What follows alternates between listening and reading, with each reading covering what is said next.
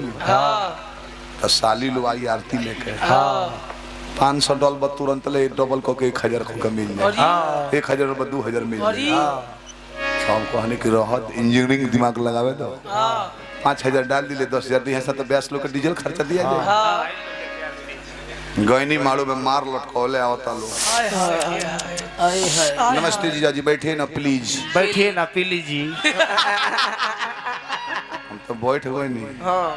और घरे हजरिया चलते रहे 5 गो निकाल के मारो में डलनी ना आरती में भीग देंगे अब इतने तो गर्मी में माने कि ऐसा के दमादन आइल हुई अब आप आरती दिखाओ तारी ओम जय जी जा रे मुखड़ा चांद के टुकड़ा